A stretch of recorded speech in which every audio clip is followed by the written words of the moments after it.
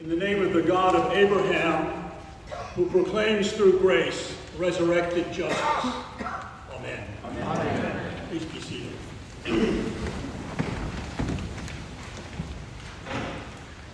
So I begin with a question for us to ponder this morning. Do we simply acquiesce to the world as it is? Or do we allow the breaking in of another world that we imagine might be possible? I'm going to focus this morning on the Genesis text for us and to revisit that text because it is often, to me, mistranslated and understood. Abraham is who Paul turns to understand the foundation of our faith tradition. Why is Abraham so important to Paul?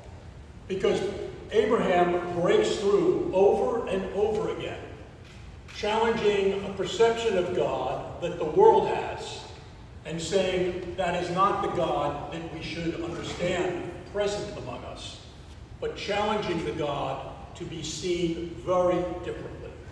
And this is one of those seminal texts where, in my understanding, Abraham is breaking through. Must I sacrifice my firstborn, both Ishmael and Isaac, to the world as it is? Or is there another world that is possible, that we can imagine into possibility? In the world of Abraham and in the world of Israel, all the surrounding nations practice child sacrifice.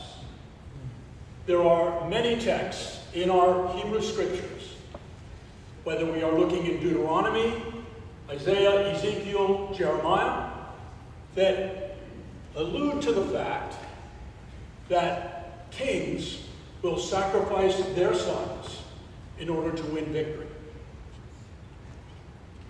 Abraham is being present to a very real situation. Are we going to sacrifice our sons in order to protect our interests and our control? Or are we going to move in another direction? This text is so seminal that people use this text to describe what happened among Prussia, France, England, Austria at the beginning of World War I. Those great leaders, supposedly, decided to sacrifice their sons in order that they might preserve and control the world as they understood it, as it is. Exactly then, who is demanding the Holocaust of Isaac's sons, of Abraham's sons, Isaac and Ishmael? Now, the text has obviously been rewritten over periods of time to suggest that God is demanding it. But the question is, who is that God that Abraham is challenging? And I would argue that it is the God that many of us in the world worship. It is a God of violence who will come to set things right at some point in history, whether it's through an apocalypse, a Holocaust, but we all think that we are right, that our truth is right, and therefore we will practice violence to secure control. But let's look at the text again. Did you see that in the text? It shouldn't really be there, should it? I mean, Abraham has gone out with his community, with his servants, with his son Isaac. He's gone out 3 days to a place where he thinks, in the argument of the text, he is called to sacrifice his son Isaac. But what does Abraham say before he departs with Isaac? Stay here with the donkey. I and the lad will go yonder and worship, and we will come again to this place. Holy anarchy. The text is arguing that the God of Abraham is a very different God than the God of violence, that Abraham left Ur, where there is a God of violence.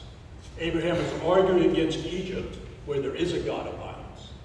And as we go through the stories, Moab and Edom and all of these kings are willing to sacrifice their children in order to establish their status quo and maintain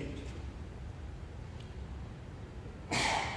The text is providing us an opportunity to consider that there might be another world possible. That the future is not in the preservation of Abraham. The future is in his sons Isaac and Ishmael. In fact, when Abraham sends Ishmael out, because that's what the world says he has to do, he gives them bread and water to sustain them on the journey that they will undertake. So the Holocaust that is being planned by the world, Abraham is subverting. Is Israel going to be like the other nations, the other empires? Are we going to see the founder of our faith, as Paul talks about Abraham repeatedly, expecting another possibility? Holy anarchy. Now, Abraham has done this before. Remember, God's going to destroy the cities of Sodom and Gomorrah. And Abraham has a negotiation with God. Well, if you find 50 people there, God, will you do it anyway? No, if they're 50, I won't do it. And it goes all the way down to 10. Holy anarchy. So how do we subvert the violence that we live with day to day? And do we see that our faith is built around holy anarchy? That we are called to participate in this holy anarchy? For one of the real challenges that we face as a human community now is to overcome the violence that we perpetuate. Because we seek to maintain control and order and to protect our truths. Whether it's in our economies, in the way that we treat the earth, in the way that we treat immigrants, in the way that we treat people who are different and other than us, all of these ways perpetuate violence. And we need to ask ourselves, which side are we going to choose? Where are we going to stand? With Abraham, as Paul talks about today? Are we going to live on the side of the world and continue in our sin?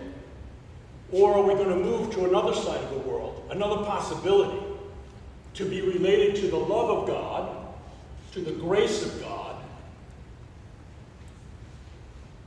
Now, for me, this is a very important understanding because many of us are steeped in an understanding of Jesus connected to this violence of God. Often in the Christian community, we say that Jesus sacrificed his life for me. I know we do. I will say it shortly in the text, in the liturgy. It's a very difficult position to hold. Because the more we look at how the practice of Jesus around nonviolence is, the more we have a problem. And I came across a way of beginning to think about this week, about this anarchy that we need to honor. So most of us have to maintain a kernel of truth.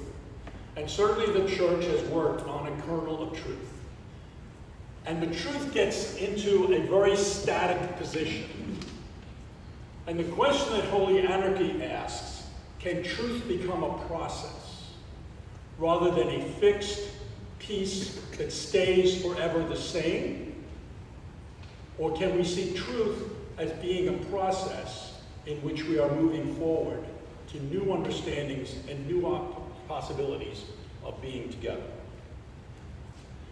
In a few minutes in the prayers of the people, we are going to respond to his petition by saying that the life of Christ may be revealed in us.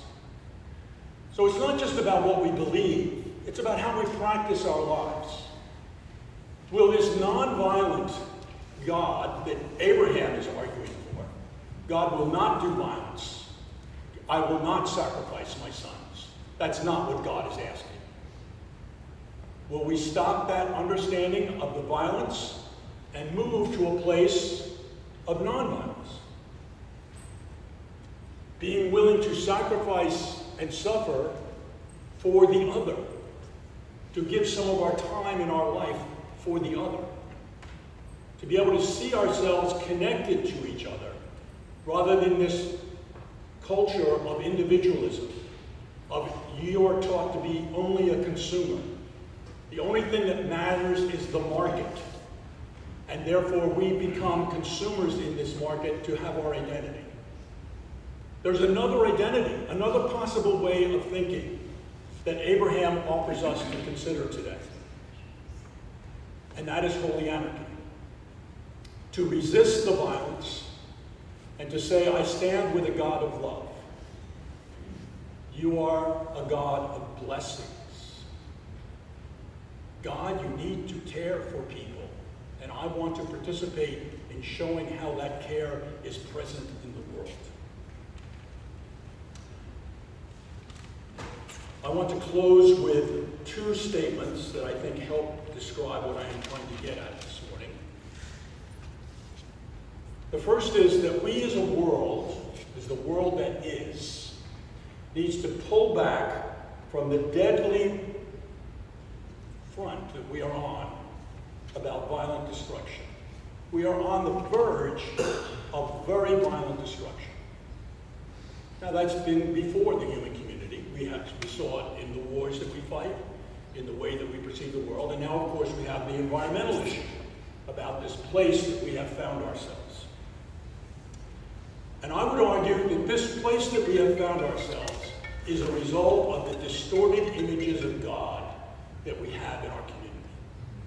And that we as the Christian community, along with our friends, our partners, and others, who understand that this God is not a violent God, need to witness strong and hard that there is an alternative image of God that we need to practice and be about.